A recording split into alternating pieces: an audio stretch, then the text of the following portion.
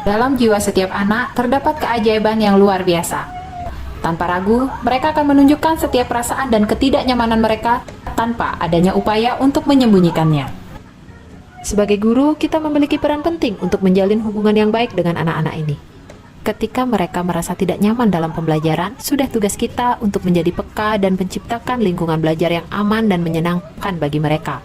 Sehingga ini akan membantu mereka untuk tumbuh dan berkembang dengan optimal.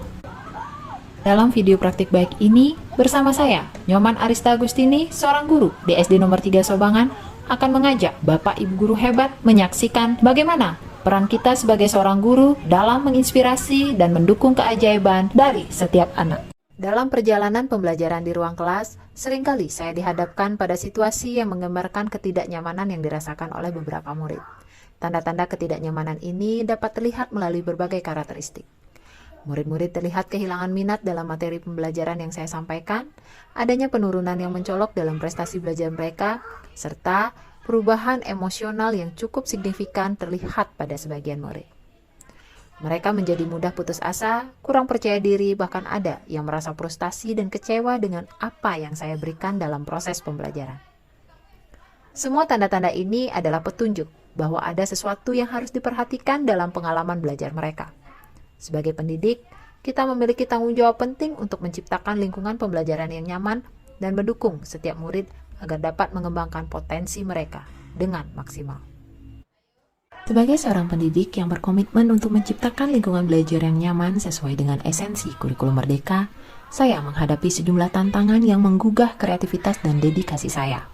Proses pembelajaran yang memberikan kebebasan dan kendali atas pengalaman belajar mereka memerlukan perencanaan yang matang dan perhatian khusus terhadap keberagaman serta karakteristik masing-masing murid. Saya perlu menginvestasikan waktu dan upaya yang cukup untuk memahami setiap murid sehingga saya dapat merancang pengalaman pembelajaran yang sesuai dengan kebutuhan mereka. Saya juga menyadari harus terus belajar dan mengembangkan strategi yang tepat untuk memfasilitasi pembelajaran yang berdiferensiasi di kelas.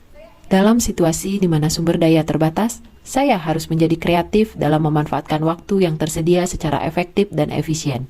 Saya perlu memaksimalkan aset yang ada di lingkungan sekolah, seperti menggandeng rekan-rekan guru, orang tua murid, dan sumber daya lokal, untuk menciptakan pengalaman belajar yang kaya dan bermakna.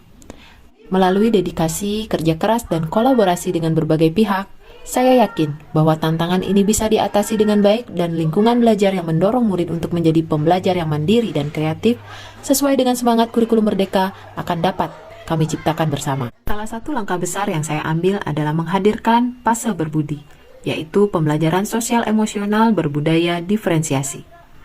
Ini adalah sebuah inovasi pembelajaran yang menggabungkan 3 aspek penting. Pertama, pembelajaran sosial emosional yang membantu murid memahami dan mengelola emosi serta berinteraksi dengan orang lain secara positif. Kedua, nilai-nilai budaya positif seperti toleransi, keadilan, dan penghargaan terhadap perbedaan budaya ditanamkan pada murid. Dan yang ketiga, pembelajaran berdiferensiasi yang menyesuaikan pendekatan dengan kebutuhan belajar masing-masing murid. Fase berbudi adalah aksi nyata yang saya lakukan dalam membangun lingkungan belajar yang sesuai dengan semangat kurikulum merdeka. Dalam upaya ini, saya berkomitmen untuk menciptakan murid yang memiliki keterampilan sosial emosional yang kuat, nilai-nilai budaya yang positif, dan pengalaman belajar yang lebih bermakna. Dalam upaya menerapkan fase berbudi, saya mengambil sejumlah langkah konkret yang dirancang untuk memastikan bahwa setiap murid mendapatkan pengalaman pembelajaran yang sesuai dengan kebutuhan dan potensi mereka. Pertama yang saya lakukan adalah memulai pembelajaran dengan melakukan teknik stop bersama murid. Ini dapat membantu mereka melatih mindfulness melalui pengaturan pernafasan. Kedua, saya mendorong murid untuk memahami nilai-nilai kebajikan universal dengan membentuk keyakinan kelas dan kesepakatan belajar. 1, 2, 3. Keyakinan kelas kita ada 6. Yang pertama, bersikap baik dan jujur. Kita sudah sepakat bahwa di dalam belajar matematika, kalian harus berani bertanya jika memang belum paham. Ketiga, saya melakukan tes awal dan observasi guna mengidentifikasi kesiapan belajar murid serta minat dan gaya belajar mereka. Saya menggunakan aplikasi Quizzes saat melakukan tes awal dan murid menjawab soal dengan menunjukkan barcode yang kemudian saya scan. Iya, yang menjawab lolos juga Selanjutnya, saya membentuk murid menjadi 4 kelompok berdasarkan kebutuhan belajar mereka. Sebelum mengenai KKBD, mari kita simak terlebih dahulu video berikut.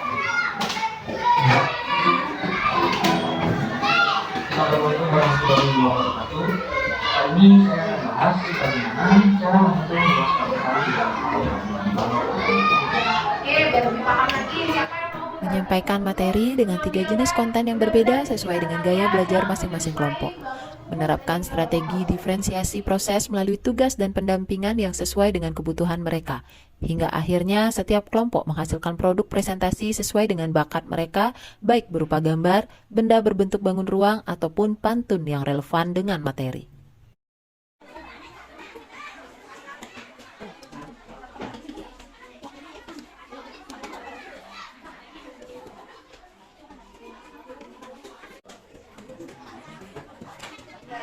Bangun ruang kudus dan bangun ruang baru. Jadi bangun sisi yang saat seperti sini, yang sisi yang baru. jalan-jalan membeli bangku uang? Uang besar dan uang mulus? Kawan naik belajar bangun ruang baru dan bungkus. Luas sedang punya Pak Bungus? Sama dengan luas tanah pipit? Luas gabungan balok dan kubus sama dengan luas balok ditambah kubus dikurangi berkali yang sedikit.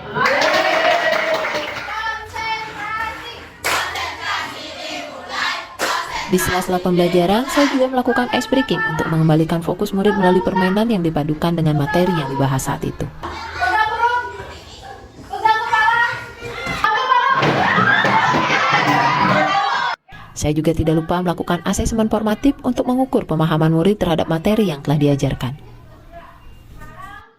Saatnya kalian mengetes pemahaman kalian.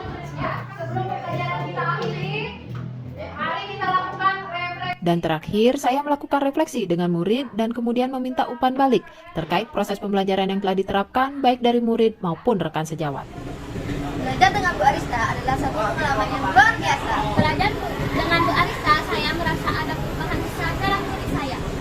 Saya merasa lebih memahami versi saya dan lebih menghormati perbedaan yang ada di antara teman-teman di kelas. Tidak hanya itu, pembelajaran berdiferensiasi dapat membantu kami belajar dengan cara lebih menyenangkan. Terima kasih Bu Arista. Melalui penerapan fase berbudi, saya berhasil menciptakan lingkungan belajar yang bukan hanya tentang memberikan pengetahuan kepada murid, tetapi juga membekali mereka dengan keterampilan sosial yang penting. Tuan rumah ASEAN yang terdiri dari 10 negara. Ya, oke. Memahami pentingnya keberagaman setiap individu dalam proses pembelajaran memberikan kesempatan kepada murid untuk tumbuh dan berkembang secara pribadi dan sosial dengan menghargai keunikan diri mereka sendiri dan juga orang lain. Dengan pemahaman yang lebih mendalam tentang perasaan dan kebutuhan murid, saya berkomitmen untuk membangun rasa saling percaya antara guru dan murid, serta memanfaatkan semua potensi yang ada di lingkungan sekolah. Saya sangat merasa beruntung dapat berkolaborasi dengan Ibu Arista menjadi tim pengajar di sekolah ini.